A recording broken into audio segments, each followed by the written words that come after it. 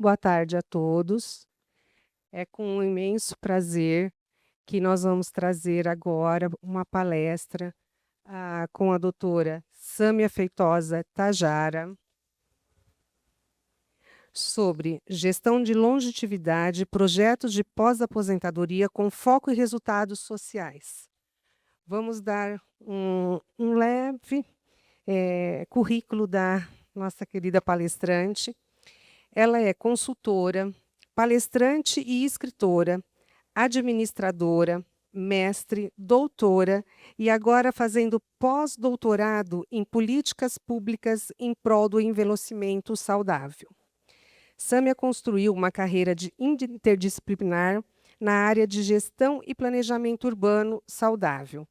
Nos seus trabalhos pela área pública, deparou-se com o tema envelhecimento, com o qual ficou apaixonada. E não deu outra coisa, senão aprofundar e empreender novas ações. Fez imersão em Portugal, na Itália e na Espanha, para beber da fonte algumas experiências nos países que já se encontram com o processo de envelhecimento populacional há mais tempo. Fez intercâmbio para pessoas acima dos 50 anos para vivenciar a vida da pessoa idosa na Europa. E agora, esse tema é mais um item no seu portfólio. Tem vários livros publicados na área de gestão e tecnologia educacional. Professora universitária por 30 anos e atuou em mais de 100 empresas privadas e públicas. Atualmente está atuando como assessora na Secretaria de Governança de São José dos Campos. Peço aplausos para a doutora, por favor. Doutora, seja muito bem-vinda, tá? A PEPREM fica muito satisfeita pela sua presença. Obrigada, Luciana. Boa tarde para todos e todas. Obrigada, Luciana, aí pela abertura. Obrigada aí pela associação da PEPREM, convidando pela terceira vez consecutiva que eu estou aqui com vocês nesse congresso, trazendo uma leveza, como diz a minha amiga Rose. A Rose, levanta aí, Rose. Foi a Rose que me colocou aqui nesse mundo dos institutos de previdência, tá? A Rose é do Instituto de Previdência de Ubatuba. Há uns anos atrás, quando eu comecei a estudar sobre essa questão de políticas públicas com foco do envelhecimento saudável, a Rose falou assim: nossa, eu preciso te trazer aqui num lugar. E aqui estou aqui com vocês pelo terceiro ano consecutivo, com muito prazer. Bem, eu organizei a minha fala da seguinte forma: eu vou trazer um momento de reflexão, algumas ideias, e depois eu vou fazer uma atividade prática com vocês. Tá? Então, a gente vai ter a ideia que vocês saiam com alguma coisa para pensar de fato na prática lá no instituto de vocês, tá certo? Bem, toda a minha fala, desde o começo, nesses 3 encontros que eu tenho participado aqui nesse congresso, sempre está referenciado no manual de progestão. Então, especificamente, em qual parte do manual de progestão? No item 3.3 de educação previdenciária, onde comenta-se, né, que é necessário criar ações de melhorias de qualidade de vida dos segurados, como promoção de saúde, prevenção de doenças, educação financeira, planejamento e transição para a aposentadoria, e vida durante a aposentadoria e o envelhecimento ativo. Então, assim, estou falando baseado no Progestão. Para os institutos que já estão colocando ou que já têm a certificação, e para aqueles que desejam, isso é um norte do que eu vou fazer hoje para pensar, atingir esses requisitos normativos do Manual de Progestão, tá? E também com foco no item 3.3.2, onde propõe que o Instituto pense ações para fazer um diálogo com os seus segurados e com a sociedade. Tá? Então, é baseado nessa orientação. Bem, então, assim, eu começo uma pergunta para vocês. Afinal de contas, quais são os projetos que os institutos de vocês estão fazendo para desenvolver e apoiar estratégias em prol do envelhecimento ativo? Hoje, no Brasil, de acordo com o último censo de 2022, em torno de 16% da população já tem acima de 60 anos de idade. E cada vez mais estamos num processo de envelhecimento. Então, acho que esses dados nem precisam entrar em detalhes para vocês, porque vocês já têm mais. Mas, assim, a grande pergunta que a gente faz agora é: como é que nós vamos fazer para viver mais? E quanto mais nós vivermos, mais vai ser problema para os institutos. E os institutos vão ter que repensar uma série de coisas. Inclusive, agora em fevereiro, eu tive na Itália fazendo uma imersão e eles nem falam mais sobre o envelhecimento. Eles estão falando sempre em foco de longevidade, que é como pensar nesse processo, que nós vamos ficar cada vez mais velhos, né? Porque só tem uma forma de não envelhecer, que é morrendo. Eu acho que ninguém quer morrer jovem, mas viver bem. E aí é uma grande pergunta que eu tenho feito para os institutos. Qual é o papel dos institutos para atuar nesse envelhecimento ativo, saudável, com esse foco de longevidade? E é uma provocação, e eu vou mostrar um caso prático de um trabalho que eu fiz no Instituto de São José dos Campos, onde eu provoquei uma reflexão direta com todos os dirigentes do próprio instituto. Eu vou mostrar aqui para vocês na prática, tá? Bem, quais são os papéis de vocês para com seus segurados? Será que é só ter a garantia do pagamento do benefício das pensões? Ou vai um pouco além disso? E aí tem um caso real que eu queria trazer para vocês. Deixa eu explicar antes de mostrar, deixa eu explicar. Lá em São José dos Campos, o Instituto foi revisar o seu planejamento estratégico. E aí nós trouxemos, porque o Instituto São José já é, inclusive, certificado no Progestão, e eles trouxeram o que já tinha, inclusive, feito: missão, visão e valores. E eu fui questionando se aquela missão seria só aquilo mesmo. Porque, de imediato, a discussão foi focada de que o Instituto tem como grande foco e objetivo assegurar os benefícios. E aí nós começamos a provocar. E essas provocações que nós fizemos no Instituto São José dos Campos, só para trazer como exemplo, já foi baseado nessas diretrizes que eu trouxe aí do próprio manual do Progestão. E olha só, eu pedi permissão, tá? Para o pessoal de São José dos Campos para a gente apresentar isso. Olha só como é que ficou. Antes, a missão estava conceder benefícios previdenciários e gerenciar patrimônio público, visando preservação do equilíbrio financeiro e atuarial. Olha a mudança que nós provocamos, gente, já com essa amplitude de ver o papel do Instituto muito forte como um instrumento de política pública. Passou para ser garantir a segurança previdenciária aos servidores, assegurando a sustentabilidade financeira, o RPPS, e aí acrescentamos, promovendo atendimento humanizado e qualificado aos beneficiários. Porque aí, assim, qual é o papel do Instituto para com essas pessoas que estão sendo beneficiadas? Será que é só colocar o dinheiro no bolso no final do mês? E aí também fizemos uma mudança, olha que interessante, na visão. Ser referência no contínuo aprimoramento ético e responsável da gestão previdenciária, visando a excelência na concessão de benefícios e na administração de patrimônio público. Para ser referência na gestão previdenciária, com foco no equilíbrio financeiro e atuarial. Aí agora eu coloquei até em negrito, garantindo o futuro de quem constrói o serviço público. Porque assim, saí do ativo e virei inativo. E aí sou largado, sou abandonado, sou deixado. É só uma reflexão. Porque aí vem a minha fala diante da proposta que nós vamos debater aqui. Defendemos a tese de que não. Defendemos a tese de que o Instituto tem um papel muito mais importante, além de aquilo que ele tem por obrigação, inclusive legal, digamos assim, de fazer, que é assegurar esse equilíbrio, vamos falar assim, financeiro, atuarial e tudo mais. Tá? E aí a gente traz também aqui para o novo modelo de São José dos Campos a questão da sustentabilidade e aí, valorização do servidor. Tá? Então, quando a gente volta lá, qual é o papel do Instituto para com o seu beneficiado? A pergunta que eu faço de volta para vocês.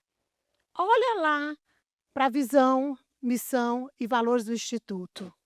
Será que essa missão, visão e valores do Instituto de vocês está trazendo esse olhar de fato para o servidor aposentado? o inativo, ou por uma pensão, sei lá o que é que acontece, mas assim, como é que está ele nisso aí? E aí a minha grande questão é, que a gente vai discutir agora, mas e aí, o que que a gente pode fazer? Quais seriam as ideias que podem ser desenvolvidas, tá? Bem, então nós vamos trabalhar sobre dois grandes momentos. Possíveis projetos. Esses possíveis projetos, foi eu conversando com a Rose, pensando nas ideias e colocamos aqui até para estar apresentando para vocês também. E depois que a atividade prática que eu vou fazer com vocês, nós vamos estruturar um projeto. Aí eu vou distribuir para vocês um modelo de fazer projetos, para vocês fazerem uma prática, podendo aproveitar o que eu vou falar ou outras ideias, tá? Bem, eu me aposentei. E agora? Quais são os papéis do RPPS? Não vou mais trabalhar, vou ficar inativo. Como é que vai ser a minha vida pós-aposentadoria? Saio dessa vida onde eu tinha toda uma interação social, eu tinha um trabalho, uma ocupação, um aprimoramento, um desenvolvimento contínuo, cognitivo, emocional, psicológico. Lugar que eu fazia amizades. Há de se dizer que boa parte das nossas amizades, das nossas vidas, nós fazemos no ambiente de trabalho, quanto mais para o servidor, que fica muito tempo no mesmo ambiente, né? E aí, como é que eu vou depois? Que vida inativa é essa? E eu também sempre critico. Inativo? Às vezes eu estou lá no ativo, sendo muito mais inativo do que depois que eu me torno inativo, que eu me torno muito mais ativo. Então, assim, né, é aquela coisa dessa reflexão. E essa reflexão também eu trago desde o primeiro encontro que eu tenho vindo aqui conversar com vocês. Bem, se a expectativa de vida aumentou, é a partir dos 50 anos que todos nós, se não morrermos, vamos viver a maior parte de tempo da nossa vida. Né? E aí a pergunta vai vir aí, mais algumas perguntas. Como é que viverei os próximos anos? Estou bem para viver esses próximos anos? E uma outra pergunta que eu vi também nessa imersão lá na Itália que me mexeu muito. Eu estou com 57 anos, gente. Por quanto tempo eu ainda terei para frente com qualidade de vida e autonomia? Essa é uma pergunta muito importante para todos nós fazermos no âmbito individual e no âmbito de uma gestão pública. Então, assim, olha para vocês, que idade vocês têm? Eu estou fazendo um cálculo que mais ou menos até 80, se Deus quiser, com certeza eu não vou ter nada. E vou estar aqui falando com vocês de novo. Mas, assim, façam esse cálculo e façam essa pergunta, né? O que eu preciso fazer para viver bem até tal idade? E a outra pergunta, trazendo para o âmbito dos RPPS, é quais são os papéis dos institutos para com esses servidores? Como que os institutos podem favorecer essa longevidade? O que é que pode ser criado e pensado, tá? E quais são os impactos, né? Porque se eu não morro, vai ter que continuar tendo que ter essas contribuições. Então, eu imaginei 9 grandes temáticas para estar falando sobre isso com vocês. E organizei o primeiro, né, perfil da população inativo, projetos de vida, aprendizado ao longo da vida, enfrentamento do isolamento social, cuidar de quem cuidou, violência contra a pessoa idosa, proteção ao consumidor, desenvolver aí uma coisa que a gente chama de Atlas da Longevidade e trabalhar a questão do empreendedorismo 50 a mais. Eu vou abrir um por um para vocês. E o primeiro que eu trago como ideia de qual projeto que o Instituto pode fazer... eu queria fazer uma observação antes. Deixa eu voltar bem aqui. Todos esses projetos, eu sei que não é o core, não é o negócio principal do Instituto, eu sei disso, tá? Mas, como o manual de progestão abre essa possibilidade, e se nós pensarmos também que o Instituto tem uma função social, então a gente pode puxar tudo isso. Mas, o que é que eu vou sugerir aqui em cada reflexão, e vocês vão ver isso no slide. Todas essas ações, eu sugiro que não sejam feitas só pelo Instituto. Seja o Instituto com alguns membros da sociedade, alguns atores da sociedade. para não carregar o peso dentro do próprio instituto, tá? Então, já vou até me defender de uma crítica aí que venha nesse sentido, tá? Mas então vamos lá. O primeiro projeto que eu sugiro, aí eu vou dizer primeiro em termos de prioridade mesmo, os outros pode ser qualquer ordem. Mas o primeiro é assim, gente: quem são esses beneficiários de vocês? Ah, eu tenho 800, tenho 7.000, tenho 1.000, bacana. Mas quem são essas pessoas? Esses beneficiados pelo Instituto, eles são homens, mulheres, eles são pessoas inativas, no sentido de que não estão fazendo nada, ou são pessoas que estão ativas, pensando no âmbito do trabalho, ou mesmo que não seja um trabalho remunerado, trabalho fazendo outras atividades, como voluntário ou outras atividades. Levanta a mão aqui quem conhece, em termos de instituto, os seus beneficiados.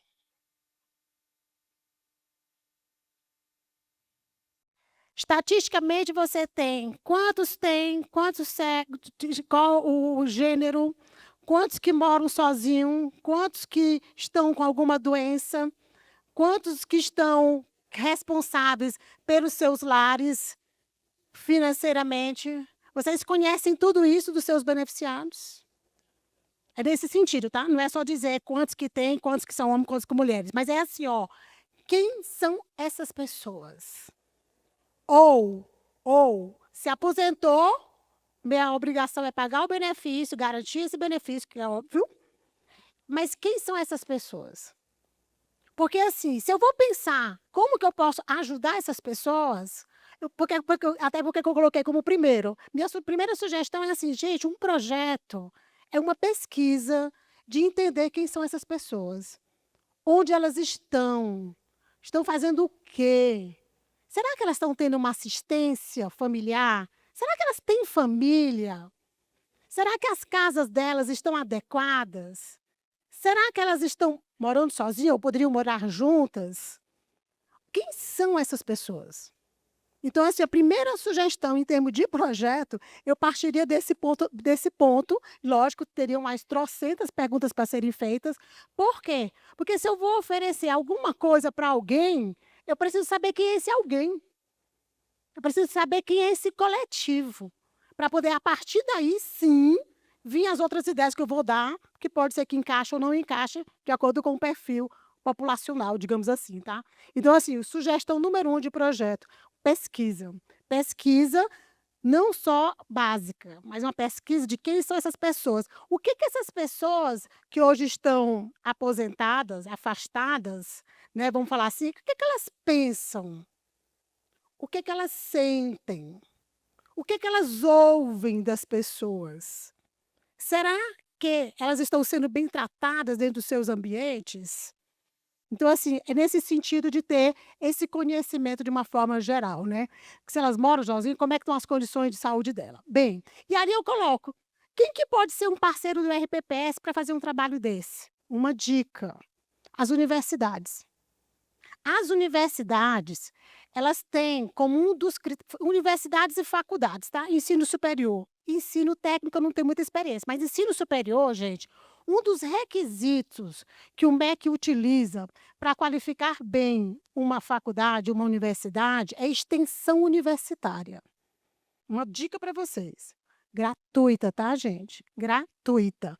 As faculdades e as universidades precisam fazer extensão universitária como pré-requisito de avaliação institucional do MEC. Vai atrás das faculdades.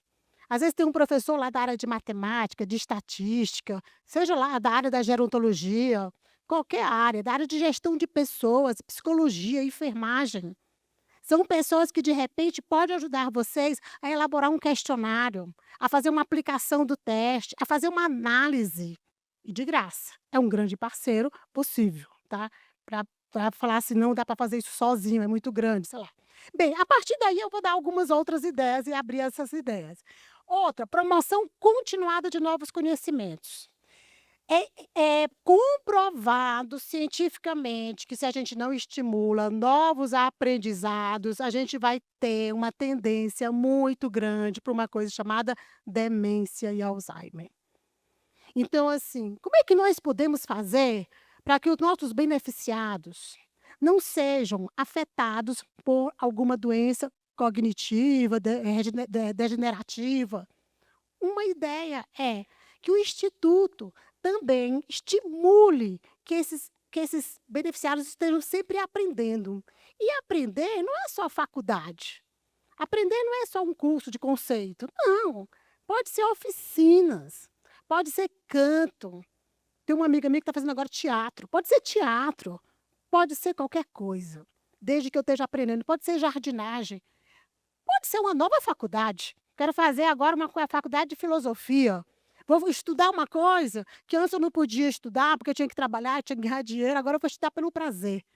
Então, assim, será que o instituto não poderia estimular novos aprendizados? Outra ideia. Eu particularmente estive na Espanha fazendo o intercâmbio 50 mais. Então, assim, será que o instituto não pode buscar parceiros para que eles possam ofertar serviços para as pessoas aposentadas? E aí a gente, assim, pegando o caso aqui do intercâmbio, e a gente muitas vezes vê a questão do intercâmbio para jovens. Está um mercadaço aí crescendo de intercâmbio para as pessoas acima de 50 anos. Quando eu fui fazer esse intercâmbio na Espanha, estava lotado de pessoas acima de 70 anos fazendo intercâmbio. E eu perguntei: por que vocês estão fazendo intercâmbio com 70 anos de idade? Ah, porque nós queremos aprender, nós queremos viajar, queremos ter mais autonomia. É uma estratégia de estar sempre aprendendo coisas novas.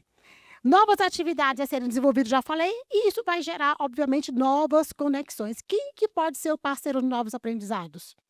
Às vezes, na própria prefeitura, você tem uma fundação cultural, você tem atividades dentro das próprias secretarias que desenvolvem cursos, que muitas vezes o servidor está aposentado, ele não vai atrás.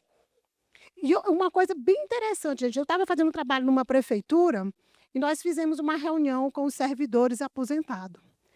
E a pessoa que estava aposentada conosco, o nível mais alto em termos de qualificação técnica e de remuneração, era a pessoa que menos interagia com a sociedade. Porque ela não acessa os serviços do município, porque ela se fecha. Então, assim, será que o instituto não poderia ser uma estratégia de trazer essa pessoa para um movimento, para uma comunidade maior, através de ações, de uma programação, de deixar mais explícito o que tem dentro do município?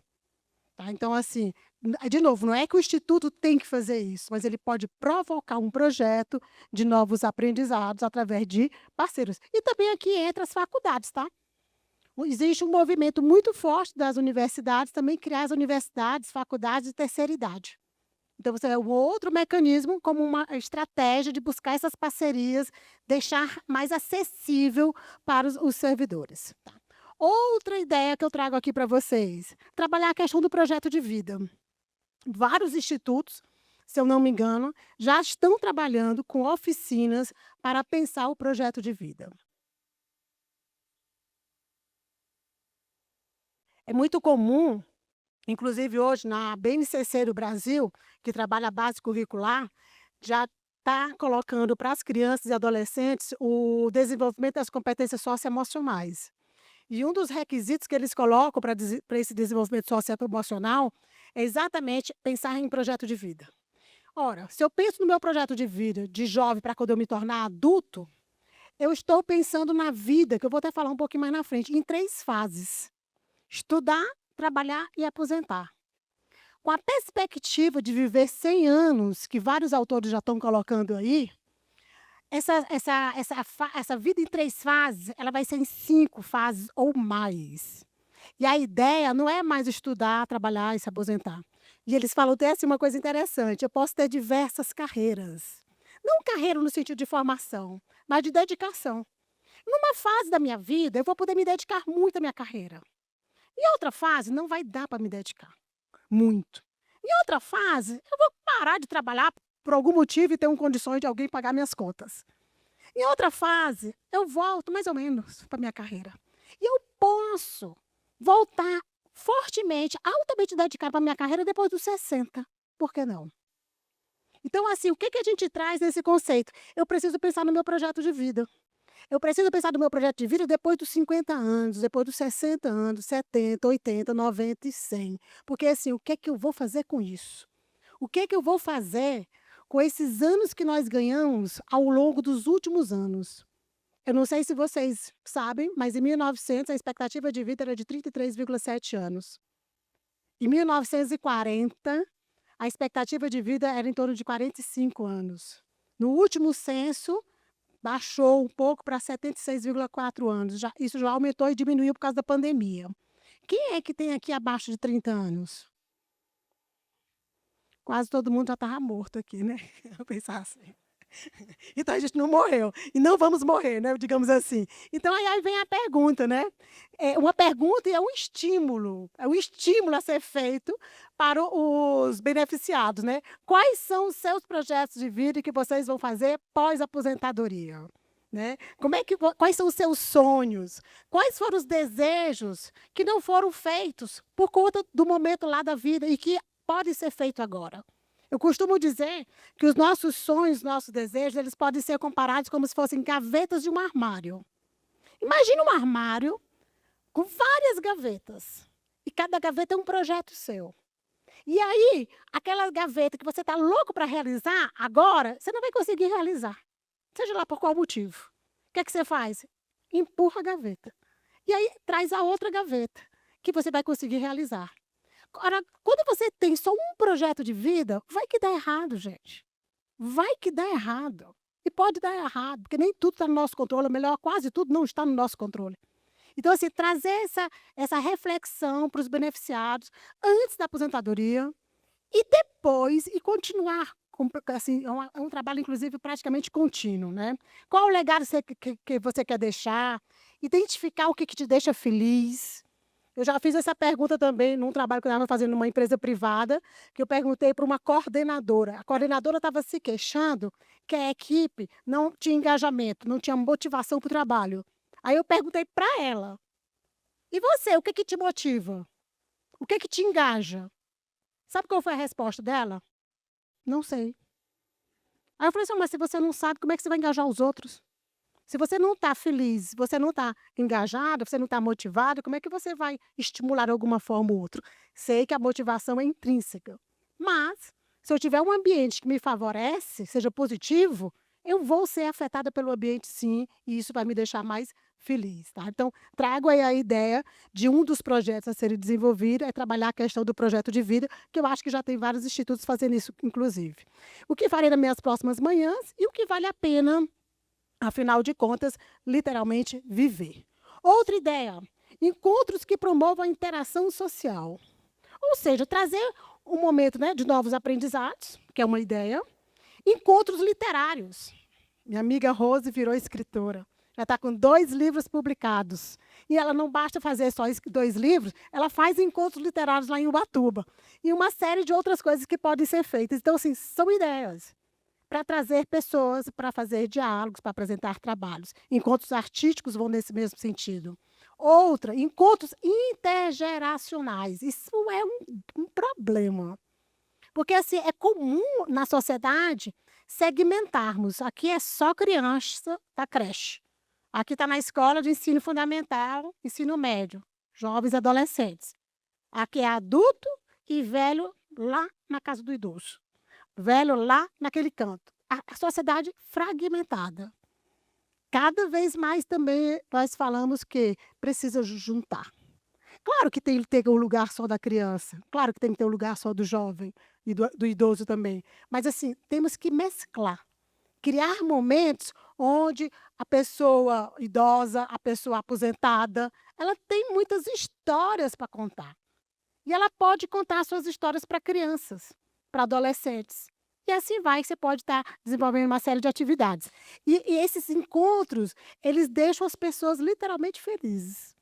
Esses encontros fazem com que as crianças entendam o que é uma pessoa idosa, ou uma pessoa adulta, né? Não necessariamente idoso. Oficinas, de uma forma geral, turismo, né? E nós temos visto muito aí também a ideia de turismo para pessoas acima de 60, turismo para pessoas que estão aposentadas, pessoas que resolvem não morar mais em lugar nenhum, vivem nos navios, eu vejo isso direto no Instagram, né? A pessoa foi fazer o cálculo, era mais barato viver dentro de um navio do que viver dentro de um apartamento. Então, ela compra toda hora cruzeiros e fica viajando o mundo inteiro. Enfim, e parceria de uma forma geral. Quem que eu posso buscar isso para fazer os parceiros? Aí, de novo, olha para a sociedade, onde vocês estão incluídos. Onde está o instituto de vocês? Quem poderiam ser parceiros que pudessem buscar essas ideias para vocês e vocês provocarem essas interações? Outro, interfaces com uma rede de cuidadores / cuidados. Gente, durante esses últimos 5 anos que eu tenho trabalhado com essa questão do envelhecimento, para mim, Sâmia, um dos aspectos que mais me toca, que eu acho assim de uma complexidade gigantesca, é aquela pergunta: quem vai cuidar de mim lá na frente? Ah, Sâmia, seus filhos. Será? Será que meus filhos, ou os filhos de vocês, foram criados para cuidar da gente? Será que eles devem cuidar da gente? Será que eles vão ter condições de cuidar da gente? Será que eles vão ter condições financeiras, condições profissionais, condições maritais? Será que eu vou me dar bem com a minha nora? Eu acho que eu posso até adorar minha nora, mas pode ser que minha nora me odeie. Eu vou morar na casa dela, lá na frente? Como é que vai ser isso? Então, assim, é uma reflexão muito grande. E outra, não podemos esquecer que a gente está numa transição demográfica. Costumo também dar como exemplo a minha família. Minha avó teve 16 filhos. Minha mãe teve 5. Eu tive 2. Um filho meu já falou que não vai ter filho. Então, assim, a gente tem uma diminuição do tamanho da família e modelos diferentes, né? Hoje nós estamos lotados de famílias de pets. Será que os pets vão cuidar da gente? Então, assim, é uma questão que o Instituto pode trazer aí, porque, assim, agora, de novo, eu vou trazer lá para aquela primeira ideia do projeto. Quantos por cento da população de vocês que são beneficiados estão hoje precisando de cuidados? Essas pessoas que estão, esses beneficiários de vocês que estão precisando de cuidados, eles sabem onde buscar os cuidadores? Eles sabem para onde que eles poderiam ir morar junto com outros? Como é que está essa relação de cuidador dentro da perspectiva do ambiente dessas pessoas? Né? Então, assim, como é que o Instituto pode ajudar nisso? Ele pode, sim, se aproximar da área de assistência social do município, identificar quais são as instituições de longa permanência ou outras, né, dentro da cidade. Pode procurar projetos, às vezes pode estimular, juntar algum grupo de beneficiados e buscar uma construtora para que a gente conseguir fazer um trabalho conjunto. Nossa, ideias não faltam. Mas, assim, é trazer essa questão do cuidado. E aí eu trago aí também, existe uma estrutura de Aging in Place, existe um movimento que é chamado Aging in Place, que ele sugere que nós devemos ir até o final das nossas vidas, de preferência nas nossas casas. Nas nossas casas ou na nossa comunidade. Porque também é identificado que a qualidade de vida da pessoa que vai ficando mais idosa e precisando de cuidado, se ela estiver no seu próprio ambiente, é melhor. Só que, assim, isso é teórico, viu, gente? Porque é dificílimo. Levanta a mão quem tem suas casas adaptadas aqui para qualquer tipo de problema que você venha ter de mobilidade. Pouquíssimos, né? Quem aqui mora numa casa adequada para o seu momento de vida? O que significa momento de vida? Uma coisa é eu estar jovem, com os filhos adolescentes ou pequenos, onde é aquele movimento entrando criança, adolescente, pai de mãe, dentro da minha casa. A outra coisa, meus filhos adultos que já saíram de casa, fiquei só. Para quem tiver um companheiro ou companheira, está lá. Para quem não tiver, está só. Será que aquela casa maior, grande, faz sentido hoje? Então, assim, o Aging in Place considera uma série de variações. E outra, para você estar dentro da sua casa com apoio, é difícil. Eu tive, há 2 anos atrás, na Espanha, e visitei uma cidade chamada San Sebastián, no norte da Espanha. E lá, eles têm uma estrutura muito forte de atendimento domiciliar. Aqui no Brasil também tem. Aqui no Brasil, pelo SUS, chama-se Melhor em Casa. E muitas prefeituras têm. E eles estavam fazendo trabalho lá na Espanha com esse foco de manter a pessoa dentro de casa. Porém, Vamos supor, vai lá 2 vezes por dia, fazer de conta, tá? Uma pessoa para dar banho no idoso. Vai lá uma enfermeira 3 vezes por dia para dar medicação. Vai lá um fisioterapeuta uma vez por dia. Só que eles ficam muito só nos intervalos dos atendimentos. E aí eles estavam, gente, ensinando os idosos a conversar com a Alexa, para não se sentirem só. Então, assim, será que nós estamos preparados para ficarmos velhos dentro das nossas casas, idosos, ou às vezes com dificuldade de mobilidade, algum problema, e a nossa conversa vai ser com a Alexa? Como é que fica isso? Então, assim, e o que o Instituto tem a ver com isso, Sâmia? Gente, é do Instituto que sai o pagamento para essa pessoa. Será que esse ser humano, que qualquer um de vocês que são servidores públicos um dia vão estar nessa posição, o Instituto não poderia dar um olhar, uma ajuda, algum apoio, através de quem? Dos parceiros públicos e privados, dentro do município, dentro da região? É uma outra ideia. Isso aqui também vai lá naquela pesquisa, né? Quantos de vocês, enquanto beneficiários, estão nessa condição e que estão precisando de cuidados? Outra questão também sobre a violência, né? Será que o Instituto não pode promover cada vez mais um trabalho de conscientização do que é violência? Será que nós não estamos sendo violentados? Será que nós não estamos violentando sem saber? Não sei se vocês estão vendo aí, recentemente, aí na mídia, aquele artista, Estênio Garcia, né? Não vou entrar no mérito, tá? Mas, assim, tem 90 e tantos anos e está numa condição que não produz mais, provavelmente, produz cada vez menos, e não consegue manter o padrão de vida. E aí ele entrou na justiça contra duas filhas, enfim. Mas ali tem alguma coisa estranha, que pode ser caracterizada como algum tipo de violência. Eu não sei para que lado, tá? Porque eu não olhei o caso, mas é só para a gente refletir, né? Então, assim, até que ponto que aquele benefício que a pessoa está recebendo não está sendo usurpado pela família, pelo filho, pela filha.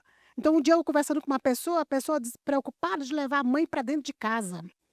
E eu fiquei pensando sobre essa pessoa, né? Ela está querendo levar para dentro de casa, porque ela não trabalha, ela não tem renda, e aí ela quer uma ajuda financeira da mãe, ela tem condição porque o marido tem dinheiro, por um lado. Aí, ao mesmo tempo, ela não quer que a mãe esteja sendo explorada pelo outro irmão que mora com a mãe.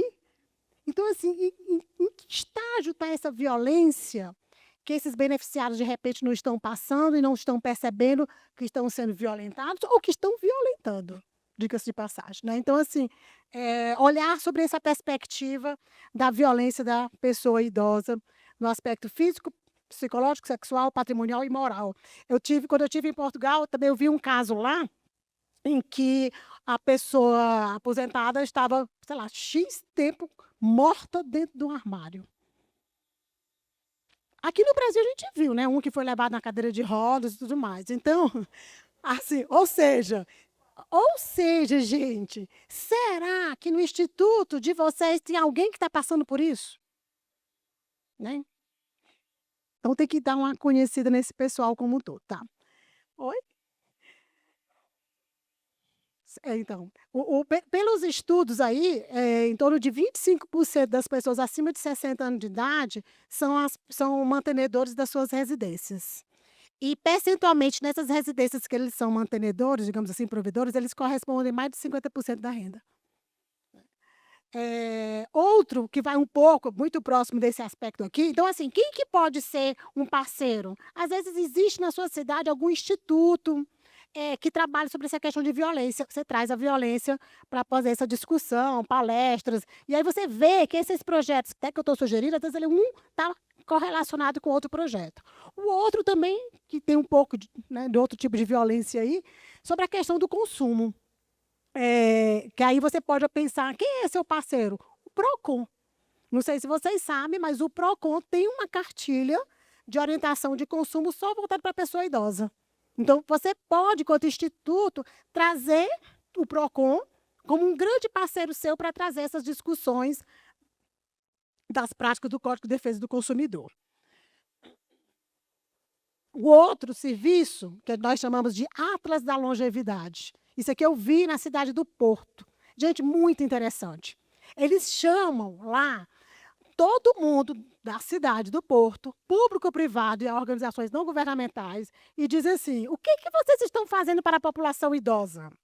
Aí eles criaram um formulário, cadastro, depois eles fazem tipo uma curadoria para ver se aquilo é verdade ou não, e vão fazendo reuniões com 20, vamos falar assim, empresas públicas, privadas e organizações não governamentais, para que eles apresentem os projetos e ações que eles fazem para as pessoas 60 mais, e eles catalogaram isso numa coisa que eles chamam de Atlas da Longevidade. Então, assim, imagina, eu vou fazer um recorte 60 mais, tá? Do aposentado. Eu sei que pessoas se aposentam antes de 60. Por sinal, eu me aposentei, tá, gente? Com 57 anos, sexta-feira eu vou buscar meu primeiro benefício do INSS. Mas continuarei trabalhando se Deus quiser.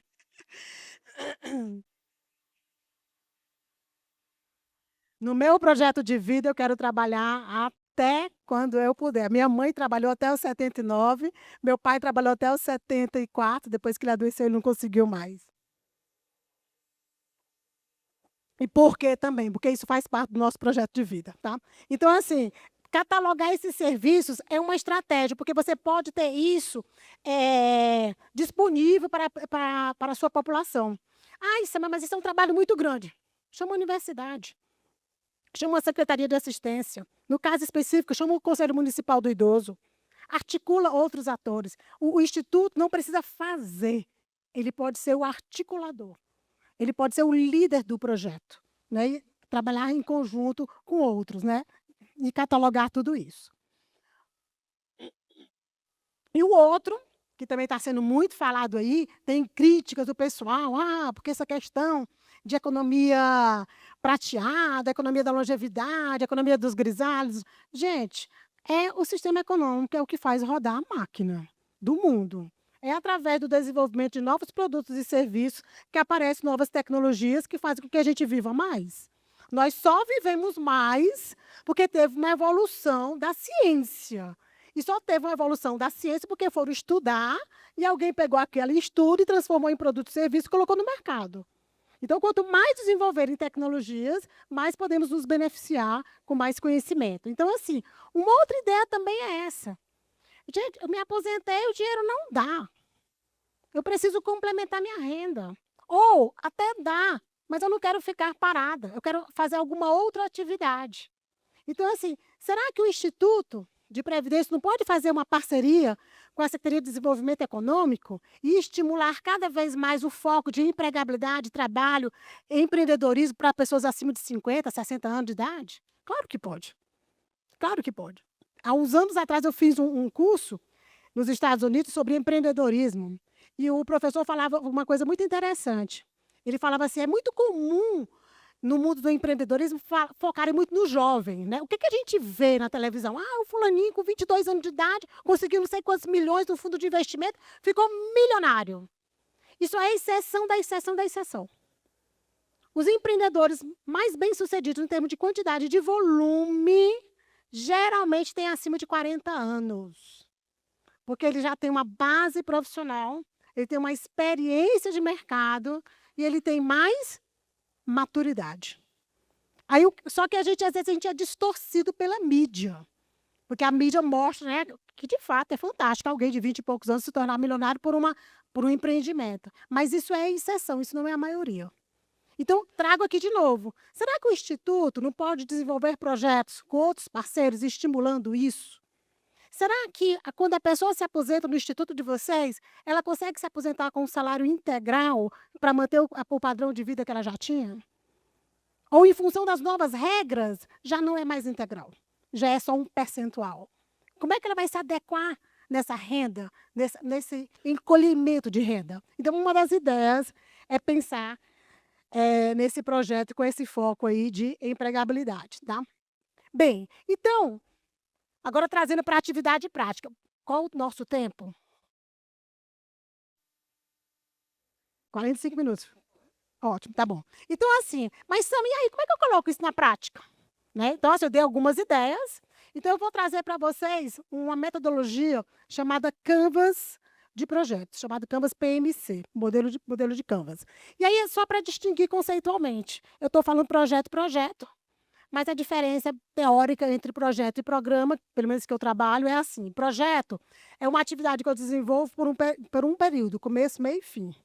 Programa é quando ele se torna contínuo, ele não vai ter um tempo para terminar. Claro que ele pode terminar, mas ele não tem um tempo para terminar, tá. E aí eu vou mostrar para vocês, eu acho que já podia até ir distribuindo. Pode distribuir? Eu trouxe aqui uma folhinha para distribuir para vocês. Ela vai distribuindo enquanto eu vou explicando e depois a gente vai fazer uma parada aí, tá.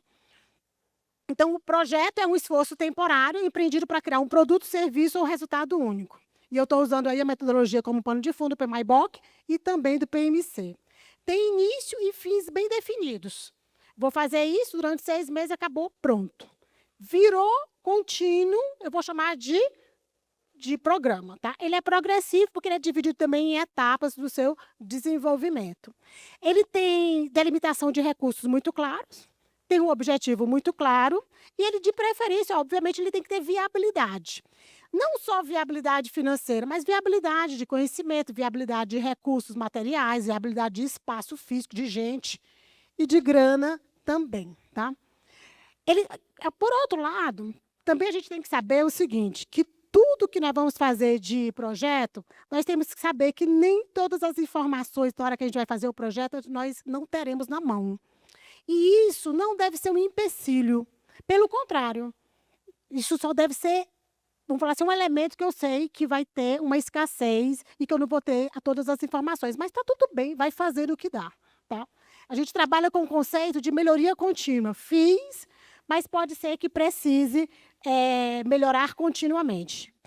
Não é possível controlar todas as variáveis e a escassez, que é um pouco do que eu falei para vocês. Todo projeto tem escassez. E eu não posso esperar o momento excelente para fazer alguma coisa, porque senão eu não faço nada na vida, né? A gente vai fazendo com o que tem e vai melhorando.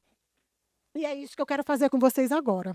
Isso aqui, gente, numa página, é chamado Canvas de projetos, baseado na metodologia chamado PMC, tá? É de um autor brasileiro chamado Finóquio, que ele pegou a metodologia tradicional PMI-BOK, que ele usava em consultorias internacionais, porque ele observou que ele fazia vários projetos de consultoria em grandes empresas, ficava lá 200 páginas e ninguém lia. Que não servia, não é que não servia para nada, mas ninguém lia. Não servia para nada porque não, né?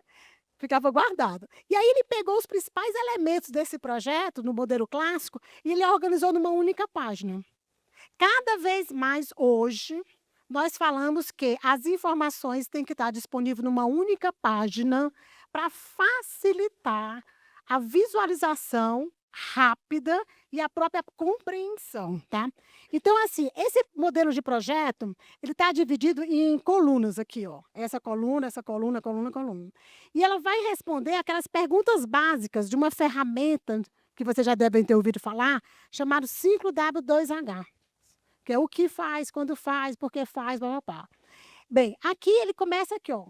Esse projeto, agora assim, ó, pensa na realidade de vocês. Foca na realidade de vocês. Qual o projeto que vocês acreditam que o Instituto deveria fazer? Pode ser um desses 9 que eu sugeri ou qualquer outro. Aí a primeira coisa, por que é necessário esse projeto? Imagina que, agora eu vou colocar vocês numa outra condição. Imagina que vocês têm na ideia um projeto e vocês querem levar para a presidência do Instituto. E vocês querem convencer essa presidência do Instituto. Isso aqui é uma estratégia para isso, para poder organizar essa ideia. Então, assim, ó, por que é necessário esse projeto? E aqui, gente, essa metodologia é para colocar só tópicos. Não é para ficar contando historinha, escrevendo, não. É tópico mesmo. Costumamos fazer isso aqui em cartolinas ou impressões grandes e usar post-its. E vai colocando as informações. Depois, qual o objetivo que eu desejo atingir aqui? De preferência, um objetivo que nós chamamos de SMART, que é um objetivo quantitativo, numérico, com um número a ser definido como uma grande meta. Outro, quais são os benefícios? Por que o seu instituto deve fazer esse projeto que você acha que seria interessante? Depois, o que ele vai entregar? Eu vou entregar um atlas da longevidade. O que eu vou entregar? Uma pesquisa do meu perfil populacional. O que eu vou entregar? Uma ação de empreendedorismo. Tá? Quais são os requisitos necessários para esse projeto? Para eu trabalhar com uma pesquisa, eu vou dizer que um requisito é que eu tenho que ter alguém da área de estatística. Um requisito que eu posso dizer também é que eu preciso imaginar aí que eu tenho que atingir pelo menos 80% da minha população. Esse pode ser um requisito e até um próprio objetivo. Depois, quem são os atores externos que eu preciso convidar para esse projeto? Quando eu estava falando lá toda hora, parceiro, quem que você pode chamar para poder ajudar a fazer isso? As universidades? As secretarias de governo? Uma empresa privada? Então, seria aqui nos stakeholders. Quem são as pessoas que podem participar desse projeto? Olhando para o Instituto, qual a área? Ou quais são as pessoas? Seria um comitê que colocaria esse trabalho propriamente dito? Depois, quais são as restrições? Eu posso dizer que uma restrição aqui é uma restrição financeira. Eu posso dizer que uma restrição é falta de gente. Eu posso dizer que uma restrição é que eu não vou ter o espaço físico. Aí você vai colocar a sua restrição. Premissa. Estou considerando que esse projeto vai ser muito bem aceito pela presidência. Estou considerando que os beneficiados vão gostar desse projeto. É uma premissa. E risco? E se der errado? Qual é o impacto desse trabalho? Vai afetar quem? Ou não vai afetar? Se vai afetar em quê? Qual a quantidade? Vamos falar assim, em termos de imaginação assim, do impacto. E depois, aqui você faz um grupo de entregas versus uma linha do tempo. Isso aqui parece, não, mas não é, mas é mais ou menos, é quase um cronograma. Então, imagine que para desenvolver tudo isso, quais são as etapas, que eles chamam de grupos de entrega, e com o tempo. E qual é a expectativa que vai custar esse projeto. Então, assim, a ideia era que vocês agora, em 10 minutos, fizessem isso. Rascunha. Vai lá, rascunha. Bota aí, qual o projeto que você acha que seria legal fazer?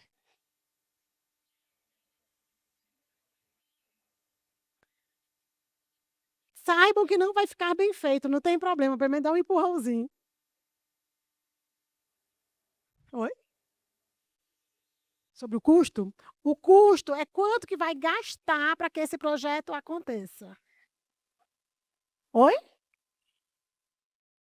Olha, essa é uma pergunta que eu devolvo para vocês. Você pode dizer que não pode gastar. Então, vai ser sem custo. Esse custo vai ser dos parceiros. Entendeu? Você pode dizer, não tem custo para o Instituto. Ok, aí você vai buscar os parceiros. Entendeu? Sem custo para o Instituto, porque você vai buscar o trabalho pelos parceiros. Vocês vão ter só a liderança do projeto. Gente, só lembrando, para desenvolver isso, você escreve só tópicos.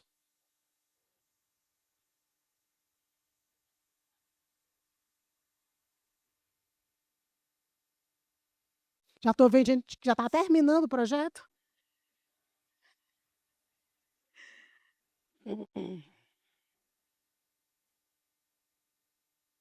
Se vocês saírem daqui, pelo menos com uma ideia, tendo uma justificativa, e os benefícios, já vai ser bem interessante.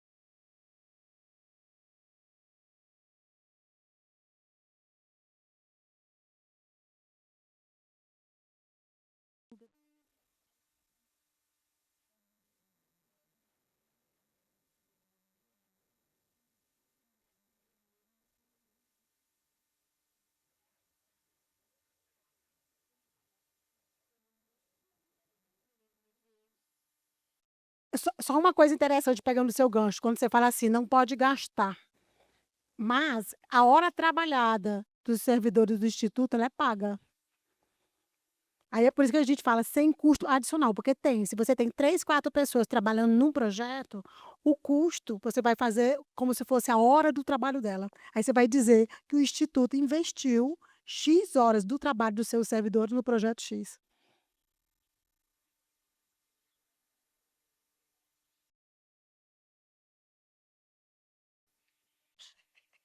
Não, eu falei que você pode ser o líder do projeto e botar os parceiros para ser os financiadores. Olha, gente, uma dica para vocês, se o instituto de vocês não tem grana, aqui fora eu vi um monte de patrocinadores que eu acho que eles têm grana. Vou falar baixinho para eles não escutarem, tá, mas ali fora parece que tem um monte de gente. Bem aqui tem o Bradesco, que inclusive, se eu não me engano, eles financiam o projeto 60 mais. O Itaú é certeza, que eu já fui até pré-venda deles.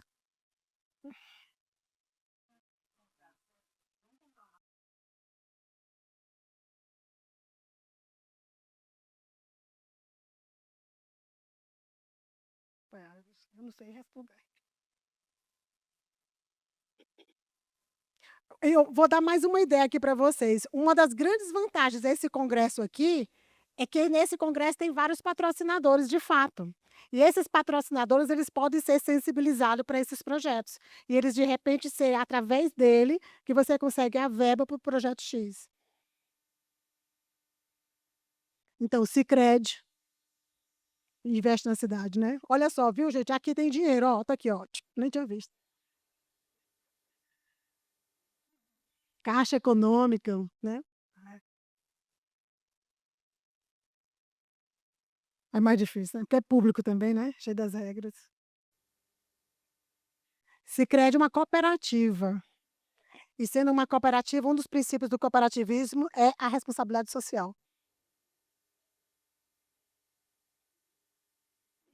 Fizeram? Estou curiosa para saber os projetos de vocês. Você quer falar do seu? Vou dar mais um minuto, só para terminar, e eu vou abrir um pouco para vocês falarem. O que que vocês acham que o instituto pode fazer?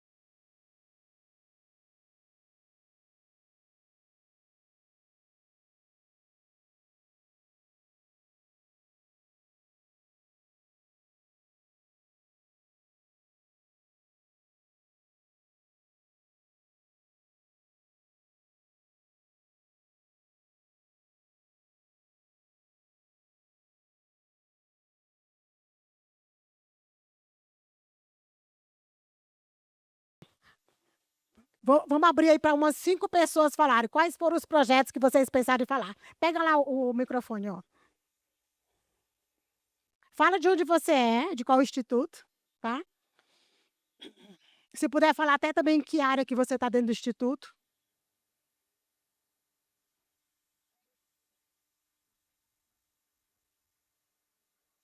Tá. Boa tarde.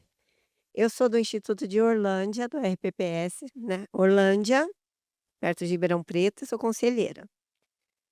Então, obviamente, com esse pouco de tempo que a gente teve, a coisa foi assim, um esboço mesmo. O meu projeto seria ludicidade na terceira idade, né. Qual é o objetivo maior? Socialização e entretenimento, porque a gente vê com as pesquisas que o idoso ele fica muito isolado, ele não tem, eh, prazer, ele não faz o esporte, porque ele não é oferecido para ele e nos meios legais para pagar, talvez eles não tenham condições financeiras para isso. Os benefícios seriam a socialização, a cultura, o entretenimento e tirar ele do isolamento, né. O produto seriam realmente criar atividades lúdicas, esportivas e culturais, que socializa, ele não vai sozinho, ele vai com os outros, né, para que além dele estar adquirindo cultura, ele socializa com os parceiros dele. As condições que a gente precisaria: o espaço, né, o recurso humano, material e divulgação.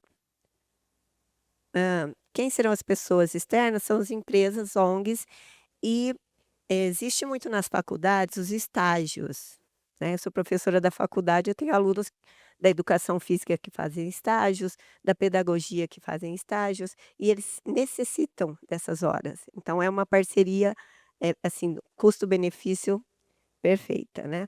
A equipe interna seria os funcionários e alguns voluntários, né, da cidade que seriam convidados. Com as premissas, é o baixo custo, né, porque isso não tem um custo muito grande, apesar que dentro do projeto teria alimentação durante o percurso, durante as atividades, mas isso a gente conseguiria com as empresas parceiras.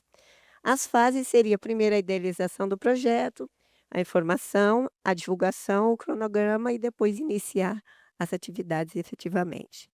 Risco não tem nenhum, porque dentro das atividades a gente faria uma parceria com a Secretaria de Saúde para ter uma ambulância, para ter um enfermeiro, para que se houvesse uma ocorrência, teríamos como atendê-lo rapidamente.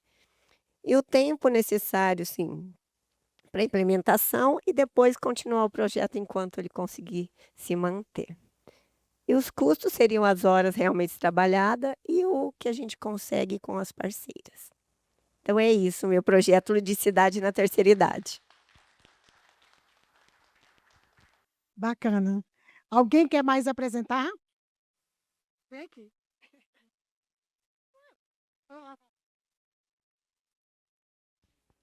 Boa tarde, meu nome é Lisiane, sou de Leme, conselheira fiscal.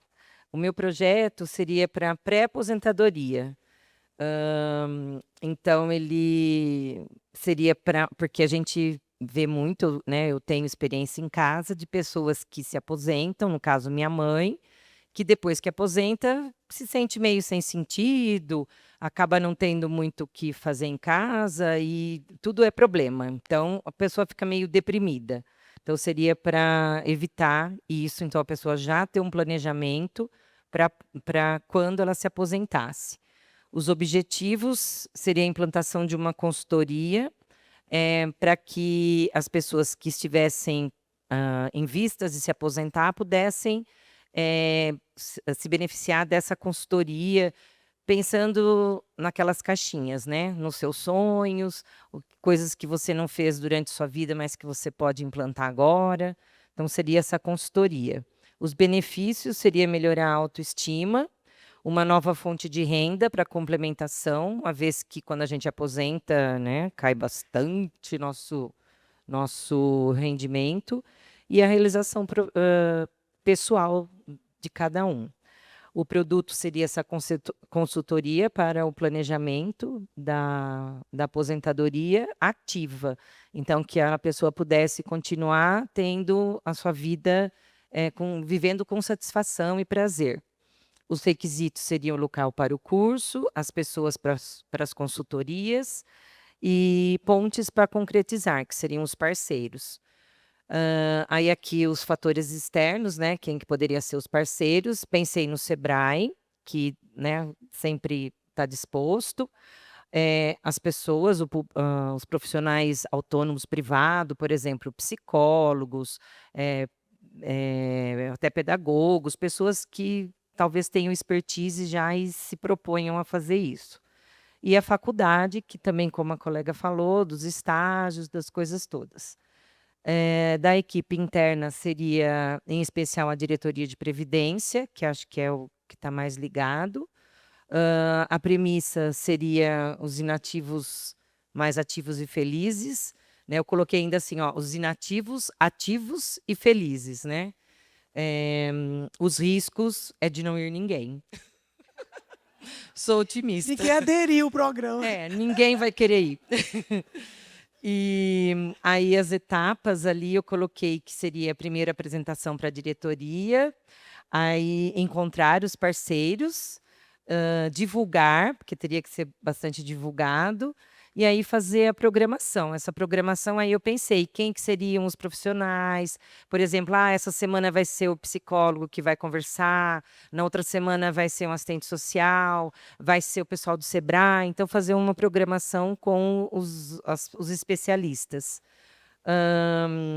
As restrições eu vejo como desejo de implementar, né, que às vezes pode ser que não seja o momento, que não dê certo, também penso que seja isso. A linha do tempo não deu tempo de eu fazer, né?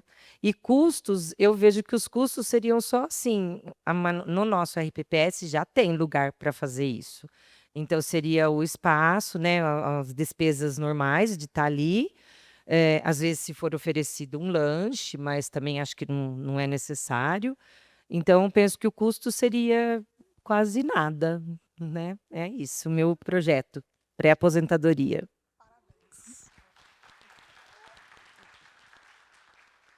Mais alguém quer fazer uma fala?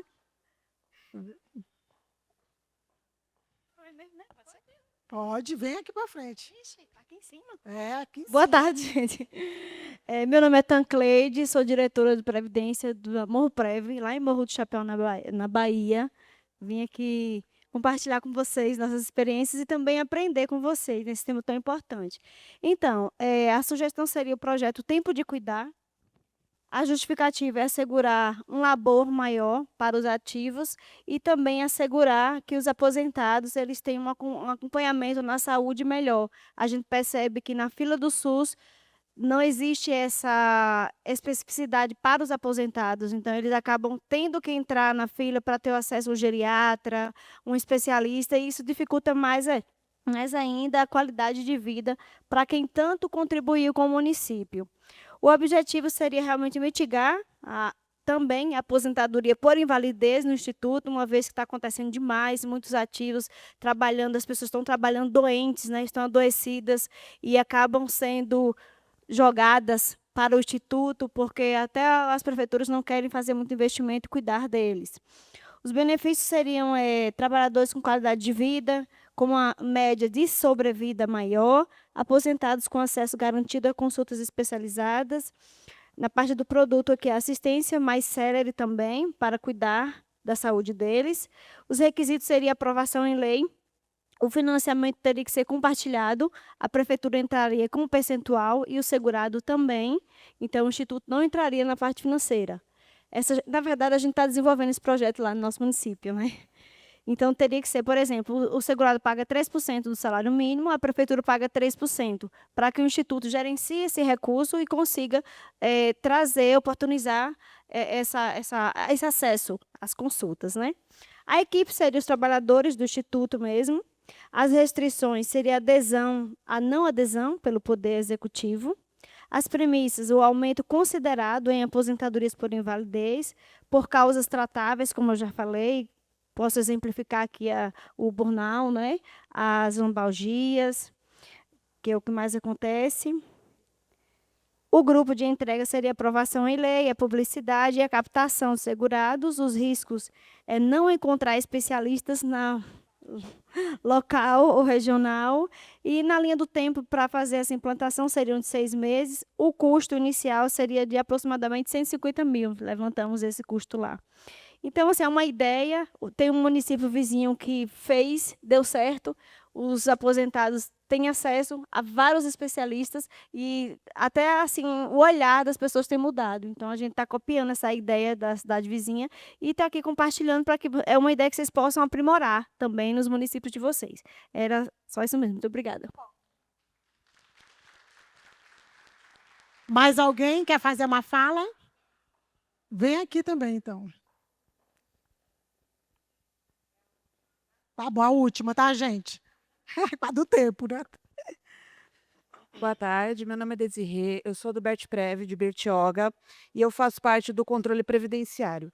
E a gente está tendo uma realidade lá agora que, para a gente, pelo menos a novidade, que é da reversão da aposentadoria eh, por incapacidade, as pessoas estão voltando para a ativa. E o que a gente está percebendo, porque é uma coisa recente, né?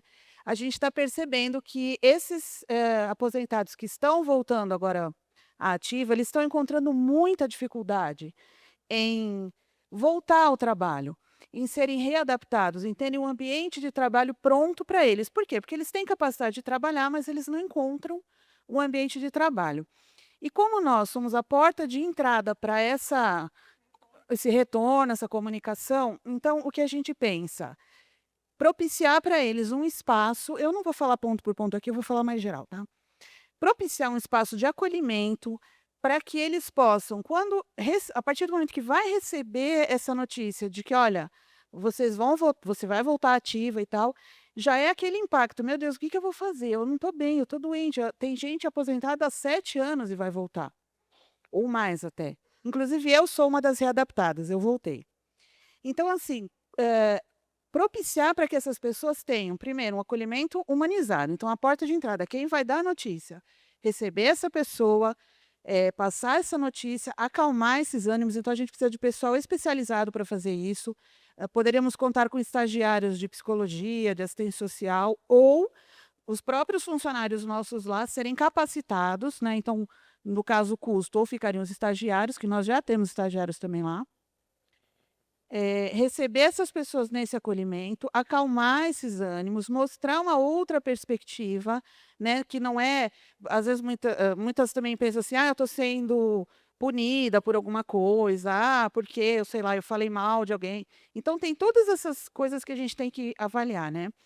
E esse trabalho eu fui fazendo ao longo do meu retorno, eu fui observando como que essas pessoas estavam recebendo essas notícias, usando também de experiência própria, né. Então eu vi que há necessidade da gente fazer um trabalho de acolhimento e ao longo de um ano, porque é o projeto que eu penso ao longo de um ano, a gente fazer uma pesquisa assim, como é que ficou essa pessoa lá? Ela voltou ao trabalho, não voltou? Como que ela foi recebida também na prefeitura, no caso aí, teria que ser em parceria também com o setor, de saúde ocupacional da prefeitura. Tem, como receber esse aposentado, né, que vai sair da aposentadoria, como que essa pessoa vai se sentir, como que ela está se sentindo, porque a gente tem casos de pessoas que voltaram a trabalhar, então já saiu da aposentadoria com um novo atestado. Eu não vou voltar a trabalhar, eu já entro com atestado, entendeu? Então, assim, isso daí onera também o serviço público, né? Onera o instituto, onera o serviço público, e a gente também tem que falar disso. Então, minha ideia, se a gente conseguir acolher essas pessoas de uma maneira que você acalme esses ânimos, que você mostre para elas que ela tem um potencial para voltar a trabalhar, que não é um castigo e que ela vai ter um local adaptado para ela poder trabalhar. E fazer esse acompanhamento, fazer avaliações periódicas, como que está esse funcionário, e acolher essa necessidade que pode aparecer no meio do caminho nesses 12 meses, para a gente ter um parâmetro do que está acontecendo, se essas pessoas realmente estão tendo essa capacidade de voltar a trabalhar ou não, diminuir essa rotatividade de funcionário, diminuir inclusive as aposentadorias, né, por incapacidade, porque também é uma coisa que acontece muito. Então, assim, é um projeto grande, né, mais ousado, mas que a gente vai tentar implantar, se Deus quiser. Parabéns.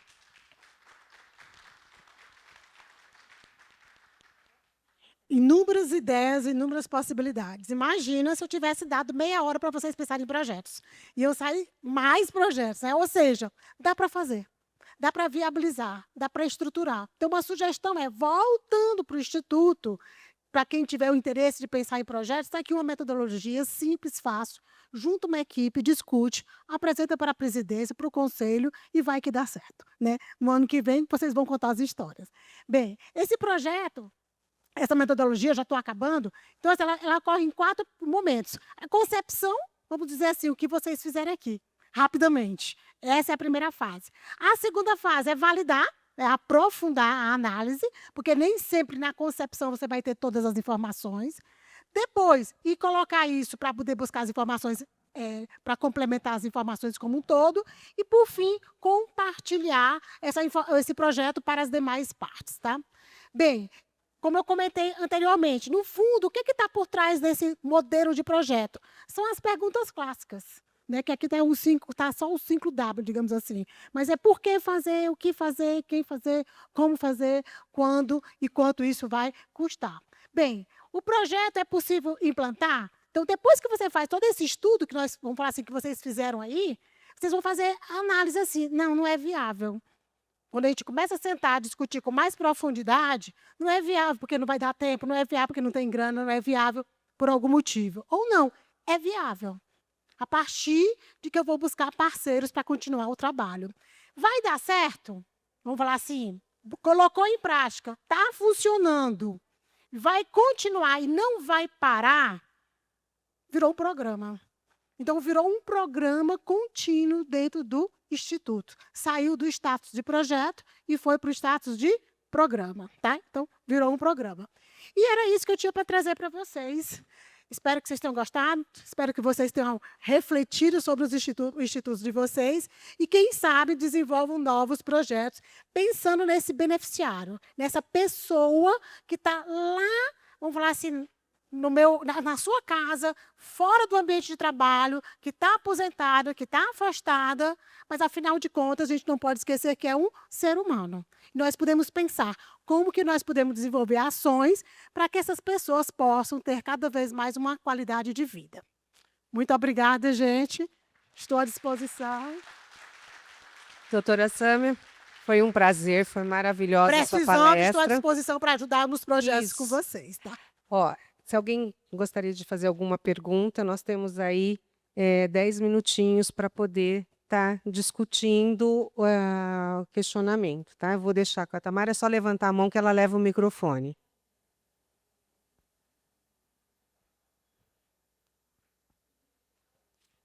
Nenhuma pergunta? Isso que é explicar bem, hein, professora?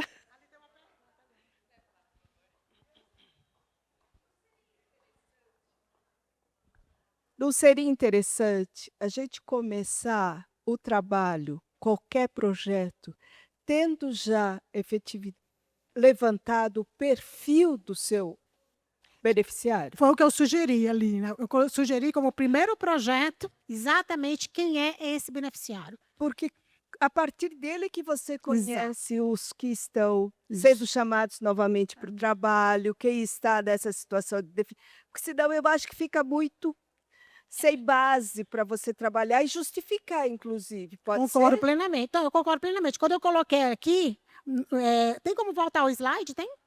Voltem o slide. Eu até falei na hora, eu estou sugerindo que seja o primeiro projeto, pode voltar. Mais um. É esse aqui, pronto. Ó, eu coloquei até como projeto 1, essa pesquisa. Eu acho que na minha opinião, o ponto de partida é esse. Porque você vai oferecer o que, de fato, essa população que está aposentada está precisando. Porque aí você não vai só pela intuição ou às vezes, um sentimento muito de um caso específico que você ficou emocionalmente afetado, digamos assim. Né? Mas a minha sugestão é essa mesmo. Mas fazer uma pesquisa, aqui eu vou só insistir assim, ó, faz uma pesquisa também com um viés qualitativo. Não só quantidade, porque senão você, às vezes, não vai conseguir identificar os problemas de alguma forma, entendeu? E aí, nesse caso, você pode buscar as universidades e as faculdades. Vou pegar até o gancho que ela falou. Não só pela atividade de extensão, mas para alguns cursos, acho que quase todos, você tem que ter estágio obrigatório, que é um requisito da formação.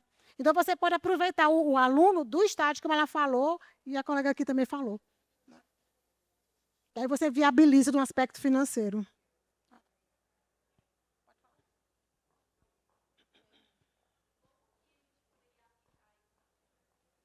Como pode aplicar?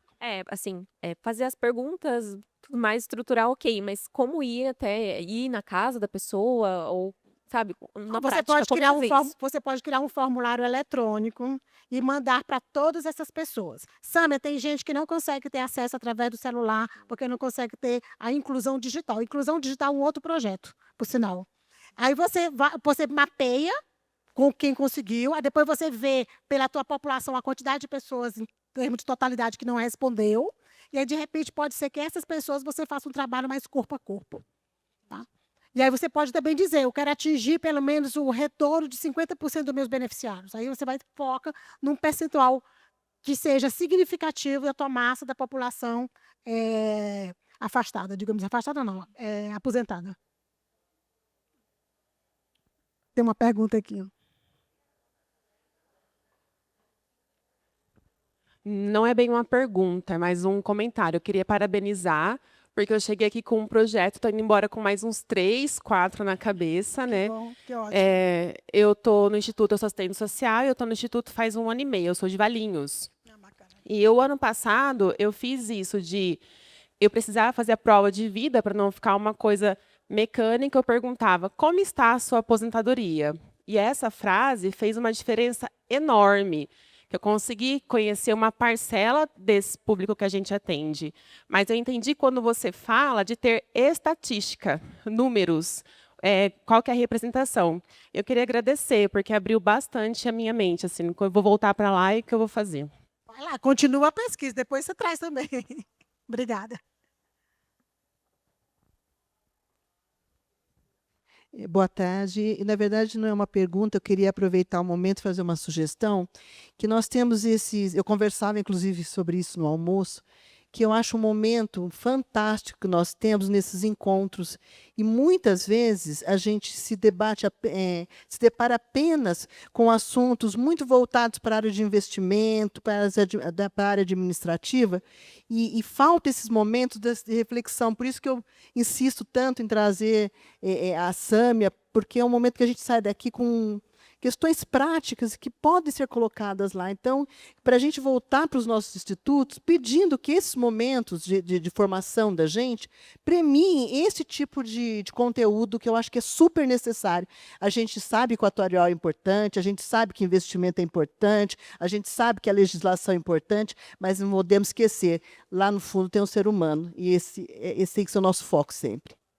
Estou à disposição, viu? Mais alguma pergunta? Se não, vamos tomar café. Nós vamos para o golfe. Muito obrigada, viu, gente? Bom, a Peprem que agradece, viu, Sâmia? Foi excelente palestra, bem instrutiva. Creio que todos aqui saíram com várias ideias para os seus institutos, tá? Então, a Peprem quer te entregar uma pequena lembrancinha, tá, do nosso evento. Obrigada.